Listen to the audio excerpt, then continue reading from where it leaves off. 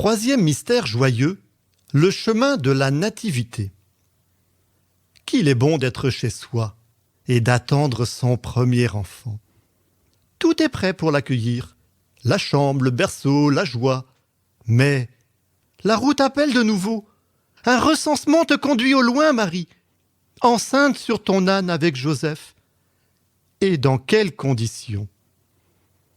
Marie, tu as hâte de te reposer à l'auberge de Bethléem, mais tu es repoussée.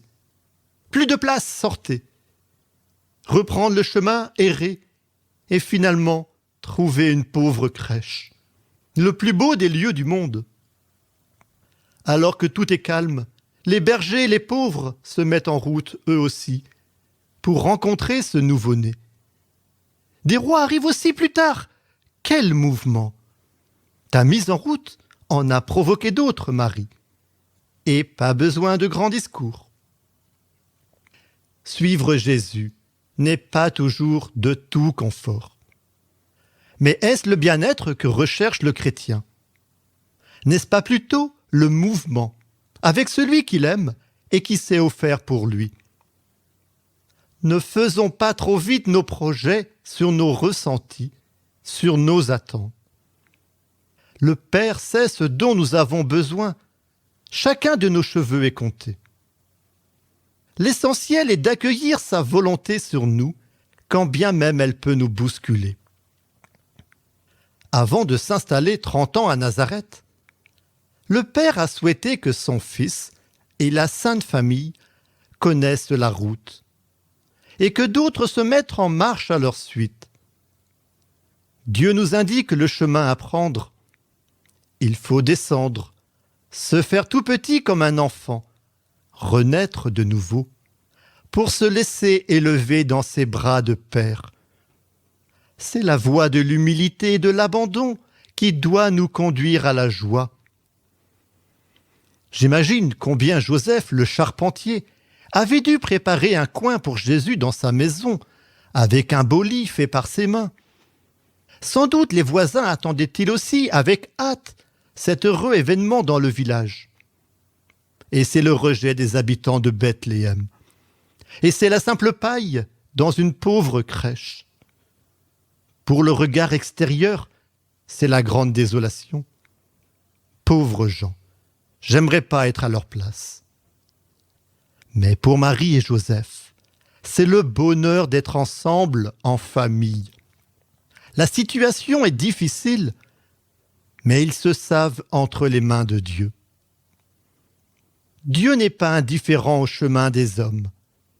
Il va y entrer et les orienter vers ses vues. Il permet l'épreuve, mais pour un plus grand bonheur.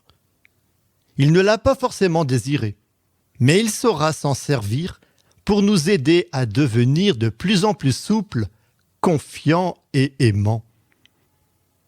C'est parfois au plus bas de la descente que se fait la rencontre avec le Christ. Une descente où il nous accompagne pour ne pas aller au-delà de nos limites. C'est quand Pierre a pensé couler qu'il a pu saisir la main de Jésus marchant sur les eaux instables. C'est quand les moines ont dit « Dieu, viens à mon aide » que l'office peut commencer. C'est quand je suis faible que je suis fort. Et c'est au plus profond de la ténèbre que la lumière vient au monde. Marie et Joseph, par leur attitude si filiale, ont permis au Verbe de Dieu de venir au monde. Cette lumière céleste va transfigurer tout leur être de parents et de disciples. Cette lumière, à peine née, ne leur appartient plus. Elle est là pour éclairer tous ceux qui la verront, tous ceux qui seront en marche cette nuit de Noël et ces jours-là. Quand nous sommes entièrement donnés à Dieu, nous devenons des passages sur le chemin des hommes. Combien de bergers n'avons-nous pas accueillis dans nos vies? Combien de personnes se sont relevées grâce à cette lumière qui nous habite? Bien souvent, ce ne sont pas nos mots, nos discours, notre morale qui sont premiers. Mais cette présence de Dieu entretenue dans ce cœur à cœur avec lui. Que nos maisons ne soient pas que des lieux de confort où on se sent bien, où nous aimons bien inviter nos amis et que eux, pour faire la fête, qu'elles soient aussi des pauvres crèches, où il fait bon de prier ensemble en famille et avec celui qui frappe à la porte, avec nos voisins que nous ne connaissons peut-être pas assez. Avec tous ces frères et sœurs, nous pouvons dire simplement « Je vous salue Marie, pleine de grâce. Le Seigneur est avec vous. Vous êtes bénie entre toutes les femmes, et Jésus, le fruit de vos entrailles, est béni. Sainte Marie, Mère de Dieu, priez pour nous, pauvres pécheurs, maintenant et à l'heure de notre mort. Amen. »